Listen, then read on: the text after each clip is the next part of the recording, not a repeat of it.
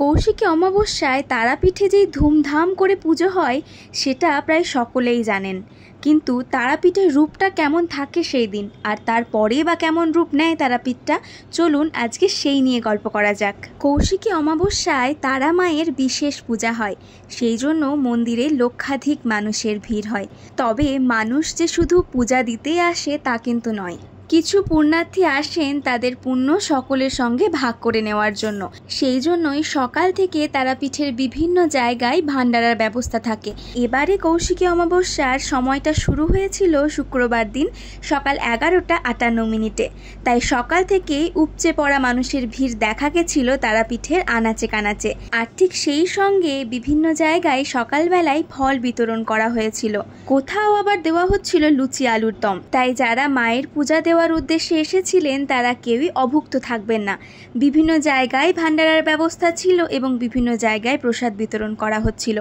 মন্দির কমিটির পক্ষ থেকেও বিভিন্ন রকম সুযোগ সুবিধা দেওয়া হয়েছে পুণ্যার্থীদের, তাদের যেন কোনো রকম অসুবিধে না হয় তাই জন্যই তারাপীঠকে একেবারে নিরাপত্তার চাদরে ঘিরে রাখা হয়েছিল। বিভিন্ন জায়গায় বিনামূল্যে জলের ব্যবস্থা ছিল। সময় যত এগোতে থাকে মানুষের ভিড় ঠিক ততটাই বাড়তে থাকে। আর ঠিক সন্ধেবেলায় তারাপীঠ একটা অন্য রূপ ধারণ করে। একদিকে হচ্ছে মন্দিরে মায়ের পুজো, অন্যদিকে মহাশ্মশানে হচ্ছে বিভিন্ন রকম যজ্ঞ, চারিদিকে লোকে লোকারণ্য, এ যেন মানুষের মেলা।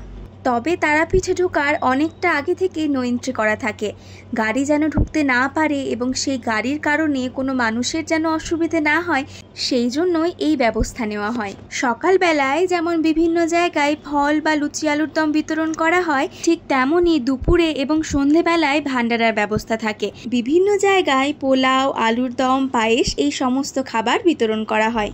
এই দিনে তারাপীঠে এক অদ্ভুত দৃশ্য দেখতে পাওয়া যায়। যেই সমস্ত পুণ্যার্থীরা তারাপীঠে আসেন তাদের মধ্যে থেকে কেউ আয়োজন করে এই ভান্ডারার, আর বিভিন্ন পুণ্যার্থী এসে গ্রহণ করেন সেই সমস্ত প্রসাদ। এই দিনে বিভিন্ন প্রান্ত থেকে মানুষ আসেন তারাপীঠে ভিড় জমাতে। শুধুই কি ভিড় জমানো, সবটাই তারা মায়ের টানে।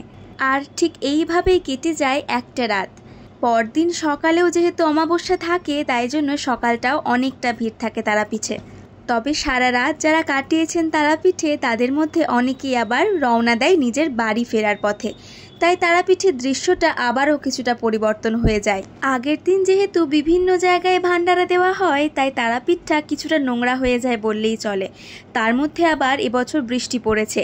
ভাদ্র মাসে গরম তো পড়লই না, উপরন্তু এত বৃষ্টি পড়লো প্রায় বন্যা হওয়ার উপক্রম। এই ছোট্ট ব্রিজটা পেরোতে গেলেও দেখতে পাবেন একেবারে কানায় কানায় জল উঠে গেছে, আর একটু হলেই এই ব্রিজ আর পেরোনো যাবে না। পরের দিন যারা বাড়ি ফেরার পথে রওনা দেয় তাদের জন্য রুট একটু বদলে যায়। আটলা দিয়ে তারাপীঠ রোড হয়ে সকলকে রামপুরহাট আসতে হয়। তাই একটু হ্যাপাই বটে, তবে কোনো অসুবিধে নেই, সব রকম যানবাহনের ব্যবস্থা থাকে। এবছরের আবহাওয়াটা ছিল ভীষণ খারাপ। সকাল থেকে যেমন ছিল মেঘলা, ঠিক তেমনই বিকেলবেলায় রামপুরহাট এবং তারাপীঠে ভীষণ জোরে বৃষ্টি হয়েছে। কিন্তু এত বৃষ্টি বা মেঘলা আবহাওয়া কোনো কিছুই তারাপীঠের মাহাত্ম্যকে আটকে রাখতে পারেনি। সব কিছুর মধ্যেই এবছরের কৌশিকী অমাবস্যা খুব ভালোভাবেই কেটেছে। আর আশা করব প্রত্যেক বছর এইভাবেই যেন পালিত হয় মায়ের এই দিনটা।